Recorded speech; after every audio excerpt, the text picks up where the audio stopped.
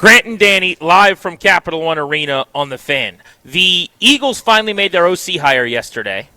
Sean Mannion, who is an up-and-coming former quarterback 2, who is on a quick path now as an OC, has never called plays, has never been a coordinator, gets a pretty good job, you would think, in Philadelphia with a team that's a perennial playoff club, a favorite to win their division in the East year in and year out, and a Super Bowl contender more often than not the last few years.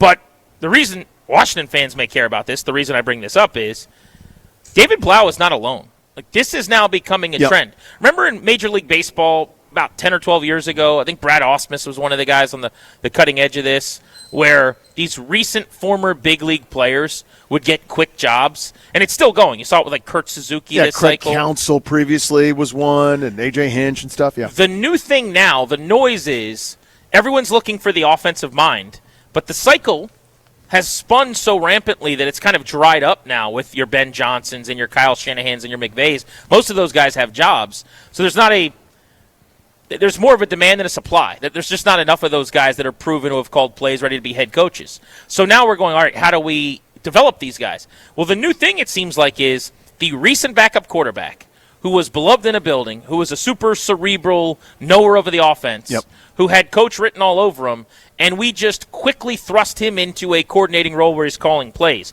And this is happening in 3 or 4 buildings. You see this with Davis Webb now in Denver with the Broncos. I just mentioned the Eagles doing this with Sean Mannion, who other teams wanted to talk to, and with David Blough. I don't know if it makes you feel better or worse about the Blough hiring or if it should make you feel anything, but Washington is not alone here. Everyone's trying to do the same thing.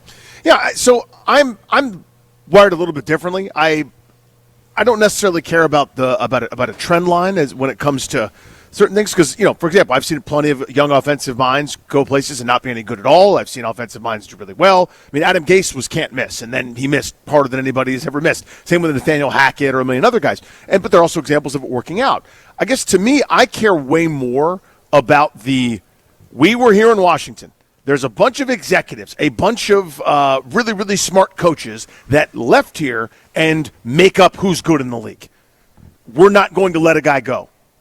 That's the only selling point that I care about more than it trumps all the others, so to speak. So it's an interesting data point. It's an interesting phenomenon, and I've marked it. I've noted it. I'm going, hey, what, this you're right. I think this is the trend. I think there are 2 trends at work.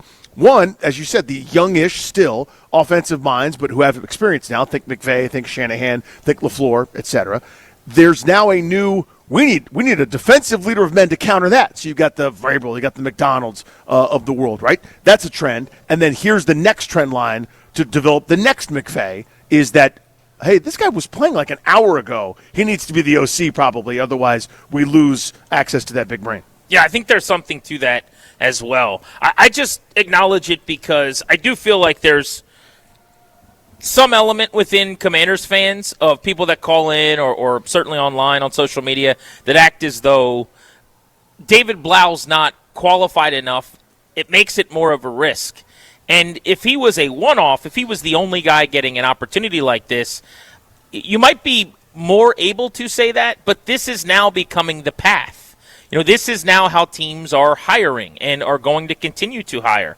It's interesting to me that on the defensive side, it does seem like you've got to earn it a lot more, right? Like on the defensive side, you get these career coordinators, like Durante Jones, by the way. You're right. 13 stops, CFL, Division I, Division II, Division III, high school. Like he's got to go the long road. Whereas on offense, there are these faster-tracked, like former quarterbacks. You don't see as much of that, but I think in some cases, like DeMeco Ryans is a good example of this. That's a great example. Linebacker, who was pretty quickly a coordinator, then a head coach. Maybe you might start seeing more of that there, too. Why not? I mean, there were a couple guys, again, I hate to pick on them, but were promoted before they were ready. Antonio Pierce, Gerard Mayo, et cetera, trying to capture that secret sauce. But they're examples of it has happened on both sides of the ball. Yes, it is. But, yeah, I don't know. No, in those cases, though, like maybe not Pierce, but Mayo, he was a coordinator. He was like a linebackers coach, helped in some game planning and coordinating type stuff before he got the job. That's not the case for Blough. That's not the case for Sean Mannion getting the coordinator job. But I guess that's different than head coach, obviously. No, it is for sure. And again, there's no hard and fast rules to what is guaranteed to work or otherwise, but you're trying to chop the wood the best you can with the process. But back to the point you made that I think is really astute is a lot of the defensive coordinators, you do not find the 31-year-old wonderkind. It just seems to be less of the trend there than it is for the offensive minds at this point. And maybe that'll change. Because why is that? Why do is they it that not way? exist? Yeah. Why is it that? I don't know. Because it's true. Yeah. I would bet someone actually could. Maybe I'll have to do this research. The average age of the defensive coordinator in the league versus an offensive coordinator, and I'll bet the average defensive coordinator is significantly older. In my opinion, like the play calling coordinator, I'll bet that's the case. You think about like Durante Jones, first timer at 47. That does not really happen on offense. If you were to hire a first time coordinator, first time play caller at 47 on offense, it would be the least inspiring, most panned thing that's ever happened. Right. Like look at the head coaching hiring of Todd Monken. Mm-hmm. Monken's got a good resume. He had some really solid years as the play caller with the Ravens and did some things in college and has already been in the Browns building, and they know who he is. But you bring him in, and it's like, this old fart?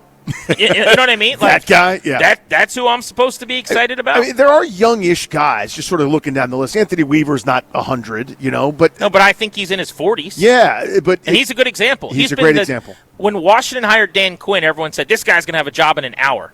3 years later, 3 cycles later, he still doesn't have one. So let's go. Quick and dirty list here: Patrick Graham, Steve Spagnuolo, Vance Joseph, Lou Anaromo. Those guys don't exist on offense. Yeah, Terrell Austin, Jim Schwartz. Kind of your point. It's the been around crew for defensive coordinators, and they ain't getting head coaching jobs. Yeah, a lot of those guys. Guys have done it, but it's been thanks Spags or thanks Jim Schwartz. Patrick Graham interviews all the time, never gets a job.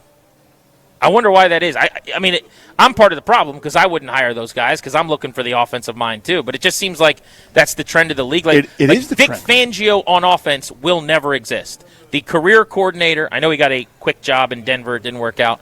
But, you wouldn't get another shot at that? An offensive guy would probably get a second shot somewhere. Whereas young, smart as hell leader of men defensive coordinator guy, like how good Vrabel was and has been. Same with Mike McDonald. Right, who's got these two teams in the Super Bowl. Those guys aren't ancient. I know Vrabel isn't as young, but still, it's an interesting dynamic there. I wonder why that is. I don't have a good answer for you. Grant it's and Danny, right? Oh, it's very much so. On the Fan, by the way, I want to talk later in the show about that Eagles job specifically.